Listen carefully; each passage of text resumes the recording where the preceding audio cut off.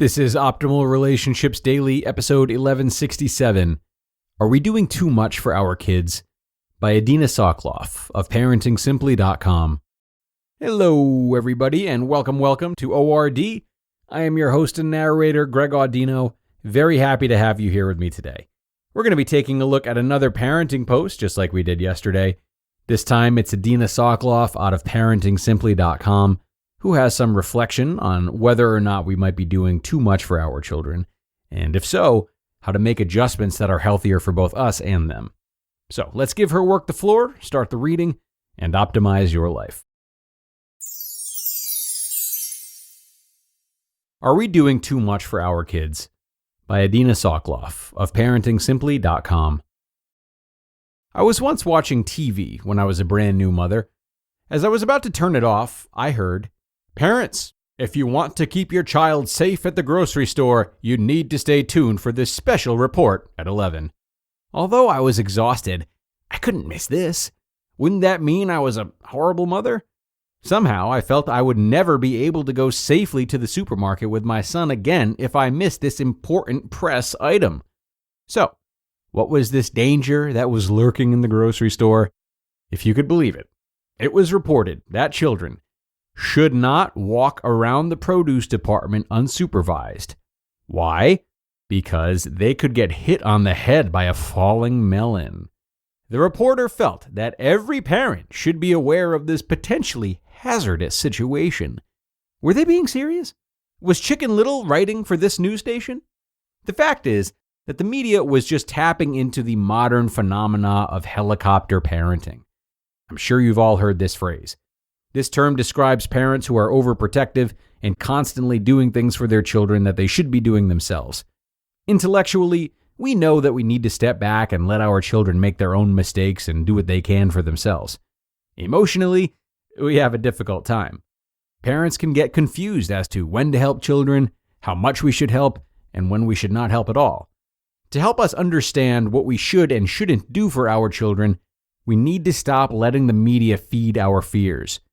More important, we need to look at why we help our children in the first place. Parents have different reasons for moving in and taking over their children's lives. Once we clarify our motives and what type of parent we are, then we can make better decisions as to what our children need from us. The following are possible causes for our tendency to be a helicopter parent. Motive number 1, the helper. There are parents who are naturally givers. They love to be kind and give to others, including their children. They are always available when their children need them. They have a hard time stopping themselves from doing for their children what their children need to be doing for themselves. When a child doesn't like dinner or forgets his lunch at home, these parents will jump in to make their child more food or run their child's sandwich to school. It's all in the name of kindness. Motive number 2, the warrior. There are parents who are naturally anxious. They worry that their children will not do well in school if they don't do their homework, that they will get sick if they don't eat, or they will get hurt if they walk to school alone. These parents will do anything so that they do not worry.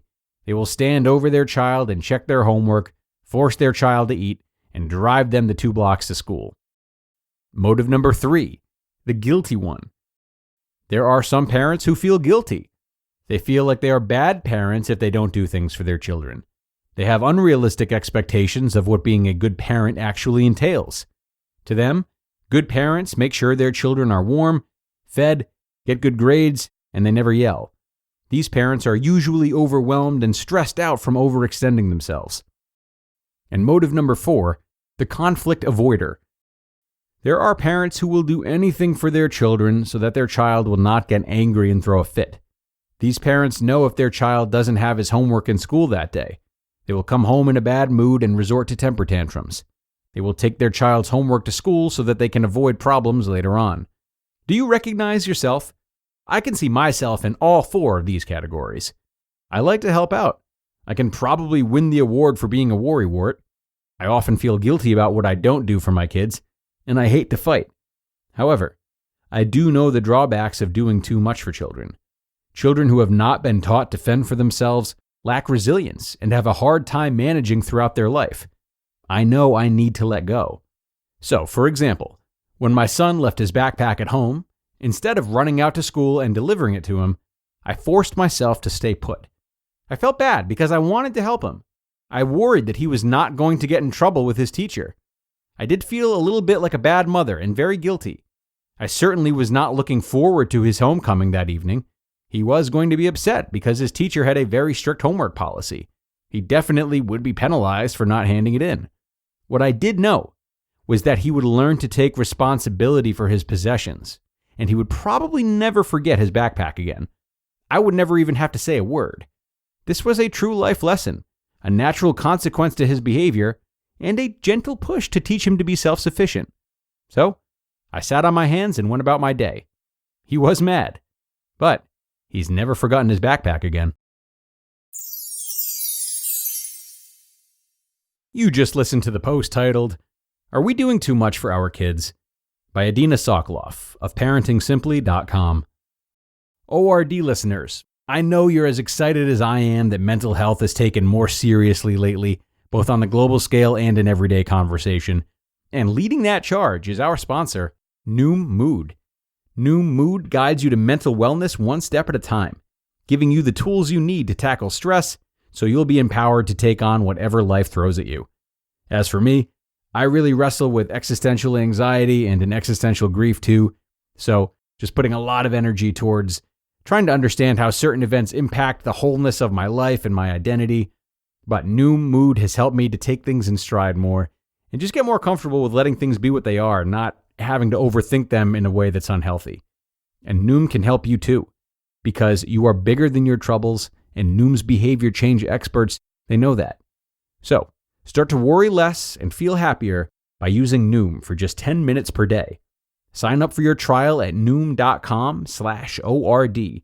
That's NOOM.com/ORD to start your trial today. And another great post from Adina Soclof out of Parenting Simply. I always love her work, and she has such a great way of speaking to parents. Now, of course, the scenario she described with the backpack is a great lesson, even though it can come with frustration from the child, as she mentioned. While parents do need to learn how to weather this type of storm, it does help to regularly phrase these types of events as opportunities when discussing them with children. So if you can use your rhetoric to let kids know that they are indeed getting something out of this and that you aren't mad at them, it can go a long way. The tricky part really is relaying this message in a way that is child appropriate.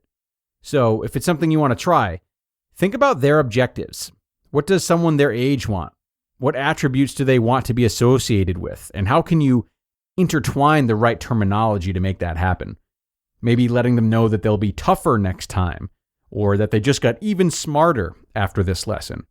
Now, surely it's up to each parent to craft the right wording given the intricacies of their children and the relationship they have with them. But if you can leverage your child's desires in your reassurance that you're trying to help them, you might just be onto something. That's it for now, though, everyone. Thanks so much, as always, for joining and for sharing this post with a parent in need. Time to get out of here, but do enjoy the rest of your Friday, and make sure to come on back tomorrow for tomorrow's question and answer episode, where I will answer a question sent in by one of your fellow listeners. That's where your optimal life awaits.